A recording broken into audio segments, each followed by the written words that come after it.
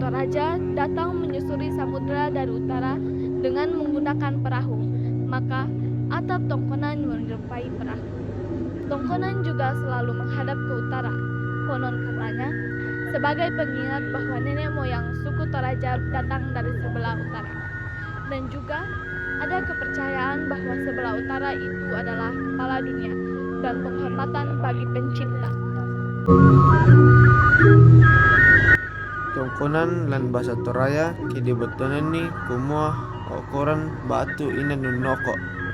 Kada tongkon botonana noko tu ditampaki anna mendadi tongkon tu botonana ina nunoko siaongan botonana mintiongan nunoko solonasang.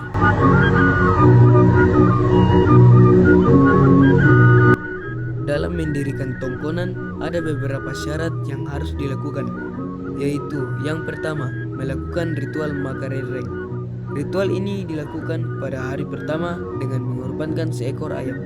Disediakan pula sesajian yang dipersembahkan bagi leluhur Toraja dan leluhur Tongkonan dalam generasi ke generasi. Ritual ini merupakan penghormatan kepada arwah leluhur Toraja yang telah tiada, utamanya leluhur Tongkonan itu. Yang kedua, ritual Matada. Ritual ini dilakukan di hari kedua dengan mengorbankan seekor babi. Ada pula dihadirkannya sesajian-sesajian yang dipersembahkan bagi para dewa. Ritual ini dilakukan sebagai makna permohonan para dewa. Hari kedua disebut Matada, artinya meminta atau memohon kepada para dewa dengan mengorbankan seekor babi. Yang ketiga, ritual Matarampak. Hari ketiga dilakukan Matarampak, artinya melakukan pengecekan seluruh persiapan hari puncak ritual pendirian Tongkonan, termasuk di dalamnya mengumpulkan babi dan kerbau yang akan dikorbankan pada hari puncak, serta pondok-pondok yang akan ditempati keluarga.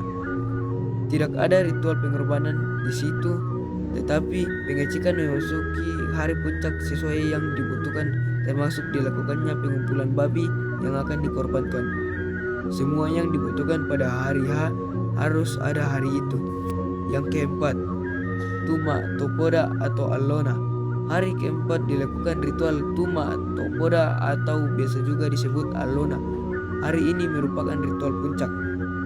Di situ kita mengorbankan seekor ayam jantan, puluhan babi, satu ekor kerbau, dan semua warga dari Tongkonan itu datang mensyukuri.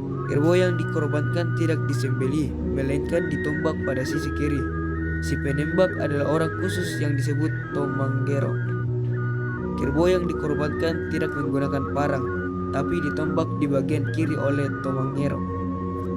Ritual ini sebagai ucap syukur kepada para dewa dan arwah leluhur. Selain itu, sebagai ajang pertemuan rumput keluarga. Yang kelima, ritual Mak Bubung. Ritual Mak Bubung merupakan ritual penutup dengan kembali mengorbankan satu ekor babi. Kemudian Poncendana bekas tempat mengikat kerbau ditanam pada timur dan utara Tongkonan. Tahap-tahap pembuatan Tongkonan. Tahap yang pertama adalah dimusyawarahkan. Pada tahap ini, keluarga besar akan berkumpul untuk mendiskusikan tentang pembangunan Tongkonan, anggaran, tukang, lokasi, dan tanggal pembangunan Tongkonan. Tahap yang kedua adalah pencarian tukang. Di tahap ini, keluarga akan mencari tukang mulai dari keluarga yang bisa mendirikan Tongkonan. Jika tidak ada keluarga yang bisa mendirikan Tongkonan, maka barulah keluarga mencari tukang dari luar. Tahap yang ketiga adalah pembuatan pondok atau yang biasa disebut loko. Di tahap ini, keluarga dan tukang akan membuat pondok atau loko untuk tempat penyimpanan kayu. Tahap yang keempat adalah penebangan kayu. Di tahap ini, keluarga dan tukang akan mencari kayu dari hutan, tapi bisa juga kayunya dibeli dari luar. Tahap yang kelima adalah pengumpulan kayu. Jadi di tahap ini, kayu yang sudah ditebang atau dibeli akan dikumpulkan di loko. Tahap yang keenam adalah pekerjaan dimulai. Di tahap ini, tukang mulai membangun Tongkonan. Dalam pembangunan Tongkonan, keluarga akan melakukan 5 ritual yang dilakukan selama 5 hari. Ini adalah pelepasan tukang dan penerimaan kunci. Pada tahap ini, Tongkonan yang sudah selesai dibuat dan sudah waktunya keluarga untuk melepaskan tukang dan menerima kunci. Atap melambangkan dunia atas atau tempat puang matua dan nenek moyang Toraja. Bagian badan atau kali melambangkan dunia tengah atau dunia manusia.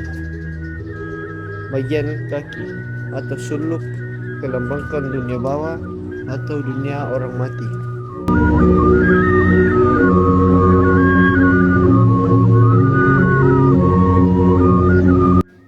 Empat dasar ukiran Toraja. Yang pertama adalah Pak Tedung, artinya ukiran yang menyerupai muka kerbau.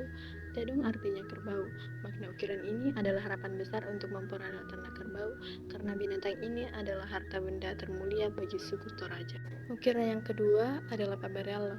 Dalam bahasa Toraja, bara berarti bulatan atau bundaran, dan allo artinya matahari. Pak Barello berarti ukiran yang menyerupai matahari yang bersinar terang, memberi kehidupan kepada seluruh makhluk penghuni alam semesta. Ukiran yang ketiga adalah ukiran Paman Gelondong, melambangkan kepemimpinan yang arif, bijaksana, dapat dipercaya, adil dan selalu mengatakan apa yang benar. Ukiran ini juga melambangkan sistem peradilan adat Toraja atau yang biasa disebut Magulangan Londong. Makna dari ukiran ini adalah percaya bahwa segala sumber kehidupan dan segala sesuatu yang ada di dunia ini berasal dari Tuhan Yang Maha Esa. Selain itu, pemilik tongkonan mempunyai kedudukan yang tertinggi dan mulia. Dan ukiran yang terakhir adalah ukiran pasusuk, adalah ukiran yang hanya dikupas, sejajar dan tidak diwarnai. Ukiran ini melambangkan kegotong royongan, kebersamaan dan kesatuan masyarakat yang demokratis. Tetapi biasanya dalam satu tongkonan terdapat 64 jenis ukiran yang berbagai macam bentuk dan makna yang unik. Makna-makna yang terkandung pada tongkonan tersebut ditujukan kepada anak cucu generasi Toraja.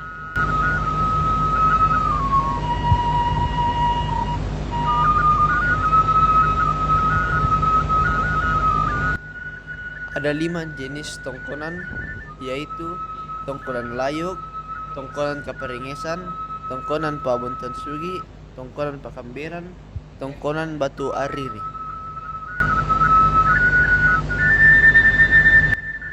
Ritual peresmian tongkonan yaitu mangrara tongkonan dengan tahapan yang pertama, madaga atau acara pesta yang diisi dengan tari-tarian. Yang kedua, mapairu atau menjamu tamu. Dan yang terakhir, mangrampun bai atau kumpulkan babi untuk dibagikan ke tamu undang.